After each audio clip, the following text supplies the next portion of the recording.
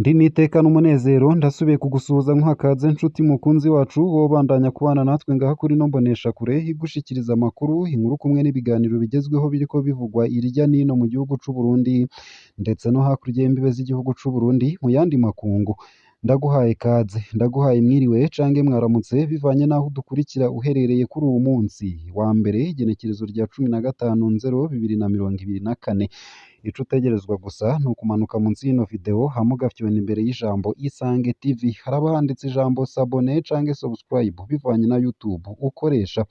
Urafyondako hama uba udushikirije intererano yawe yo kuja turakuronsa amakuru, ibiganiro kumwe n'inkuru tubandanya gushikiriza binyuriye ngaha kuri no mbonesha kure imwe rudende, ibigutohoreza hama ikabigushikiriza vyose uko vyakabaye kamwe ku kandi mu buryo butosoye kandi butomoye hatana kamwe kavuyemwo. Ano makuru harabafatiye ku ngingo nkuru zikurikira. General Jules Ndihokubwayo hagiye guserukira Uburundi Kampala mu Buganda. Twaheruka kubaha inkuru ijanye n'ihindurwa ry'umugendanyi mukuru w'igihugu chef du protocole d'etat, ikibanza cahoramwo umwizigirwa adasanzwe wa Perezida Ndayishimiye ariwe yitwa General de Brigade Jules Ndihokubwayo. Hari benshi aho bumviye ahawe iteka rya ambasaderi extraordinaire et plénipotentiaire bibajije ko hari icubahiro gusa ariko azoca ahabwa ayandi mabanga mu gihugu. Ubu turafise amakuru avuga iyo agiye guserukira Uburundi. Ambasaderi Jules Ndihokubwayo hazokorera i Kampala mu Buganda. Mu rutonde twaheruka kubaha twari twababwiye ko i Kampala hazojayo Isabelle Ndahayo, ariko amasoko yacu yatumenyesheje ko hagiyemwo agakosa. Ambasaderi Isabelle Ndahayo hazoja Irahe mu Buholandi. Vyinshi kuri no nkuru ni mukanye mu buryo bw'idonido, ntuje kure. Ico utegerezwa gusa nyene ni ukubandanya kumwe natwe. Nayo kandi abajejwe intwaro mu ntara ya Gitega basaba abubaka amahoteli kubaka ayabereye umurwa mukuru w'igihugu koko. Jacques Nduwimana arongoye komine Gitega hasaba abubaka inzu zakira ingenzi, amahoteli nyene kubaka inzu nziza koko zibereye umurwa mukuru w'igihugu. Manirambona Venant buramatari w'intara ya Gitega habwira abakira ingenzi ko ari bo jisho rya mbere ry'igihugu ku bijanye n'umutekano, aho abasaba kwirinda ko mu mahoteli yabo hoboneka ibihungabanya umutekano nk'abasuma, inkozi z'ikibi zitwaje ibirwanisho, kuduza ibiciro mu kajagari. Nyabuna bahinyanyure isuku n'uburyo bakira abakiriya ko ari byo bizotuma bakira benshi bakunguka batarinze guhonyanga amategeko. Vyinshi kuri no nkuru navyo nyene ni mukanye mu buryo bw'idonido, ntuje kure. Nayo mu yandi makuru kandi womenya ko ishirahamwe ririma amasaka avamwo isukari n'imfungurwa z'ibitungwa rigiye kuza gukorera mu Burundi. Ishirahamwe Jitimat Uganda Limited rikomoka mu gihugu ca Uganda ririma amasaka yera hazovamwo isukari, ibifungurwa vy'ibitungwa ndetse n'ibindi rigiye gutangura gukorera mu Burundi. Bikaba bishikirizwa n'umushikiranganje ajejwe uburimyi Prosper Dodiko, aho amenyesha ko umurimyi w'umurundi hagiye kuhatorera akayokwe kuko abazokwitabira uwo mugambi bazobagurira ikiro kimwe c'ayo masaka ku mafaranga 3,000 y'amarundi. Isayo gusa ayo hamwe n'ayandi ni mukanye mu buryo bw'idonido, ntuje kure. Ico utegerezwa gusa ni ukumanuka munsi y'ino video hama nyene ukadushikiriza intererano yawe ufyonda ijambo s'abonner canke subscribe, hama nyene ukabandanya urashikirwa n'ano makuru umwanya ku mwanya aho wibereye. Ano makuru ku buryo buramvuye nunyemerere nyatangurire kuri no nkuru ivuga ko Jules Ndihokubwayo hagiye guserukira Uburundi Kampala mu Buganda. Twaheruka kubaha inkuru ijanye n'ihindurwa ry'umugendanyi mukuru w'igihugu chef du protocole d'etat, ikibanza cahoramwo umwizigirwa adasanzwe wa Perezida Ndayishimiye ariwe yitwa General de Brigade Jules Ndihokubwayo. Hari benshi aho bumviye ahawe iteka rya ambasaderi extraordinaire et plénipotentiaire bibajije ko ari icubahiro gusa ariko azoca ahabwa ayandi mabanga mu gihugu. Ubu turafise amakuru avuga iyo agiye guserukira Uburundi. Ambasaderi Jules Ndihokubwayo hazokorera i Kampala mu Buganda. Mu rutonde twaheruka kubaha twari twababwiye ko i Kampala hazojayo Isabelle Ndahayo, ariko amasoko yacu yatumenyesheje ko hagiyemwo agakosa.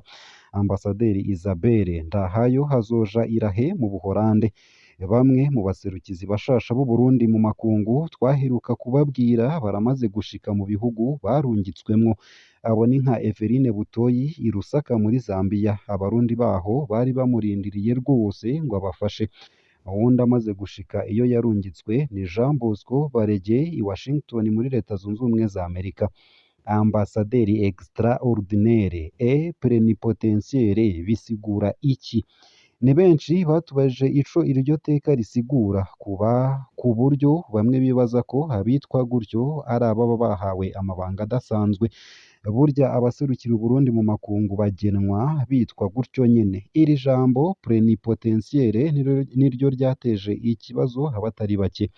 Plenipotentiaire rivuye muri pleine pouvoir. Ambasaderi plenipotentiaire ni intumwa irungikwa n'igihugu ciwe mu mahanga akagenda afise ububasha bwose bwo guserukira igihugu mu gikorwa kanaka canke mu gihugu kanaka. Ijambo apfunditse muri ayo mabanga rifatwa ko ari ijambo ry'igihugu camurungitse.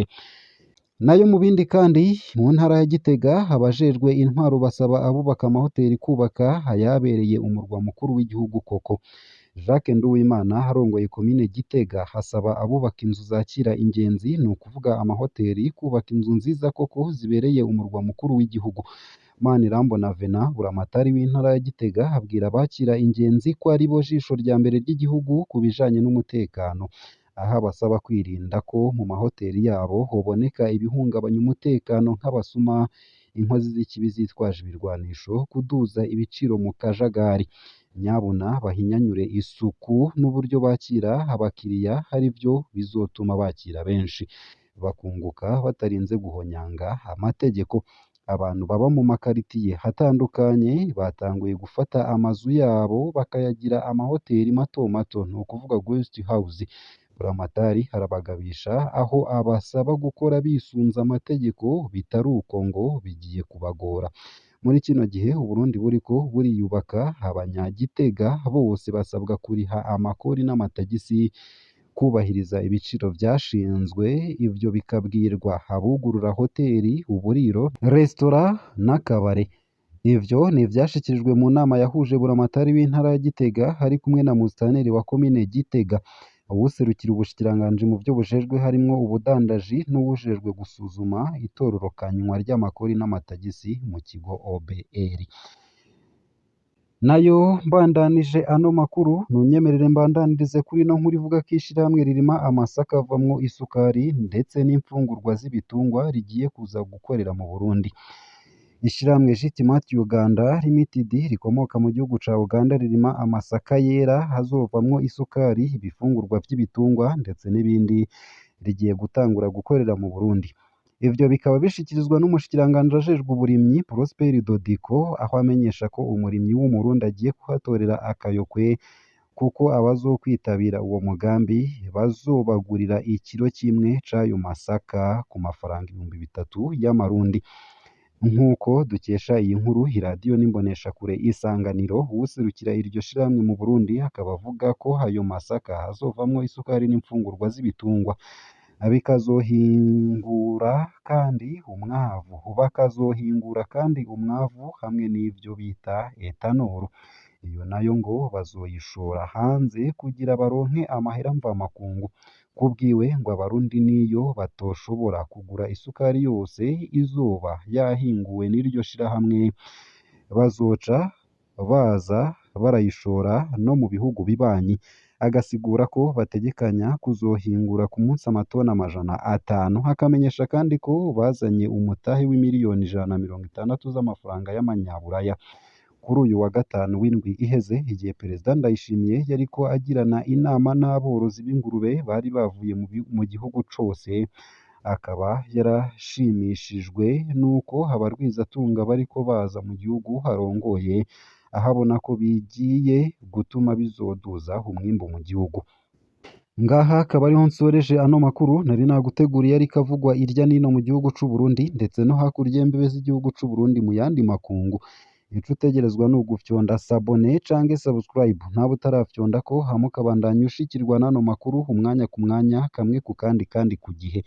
Ico utegerezwa nyene ni ukubandanya kumwe natwe. Ugire ibihe vyiza n'umunsi mwiza.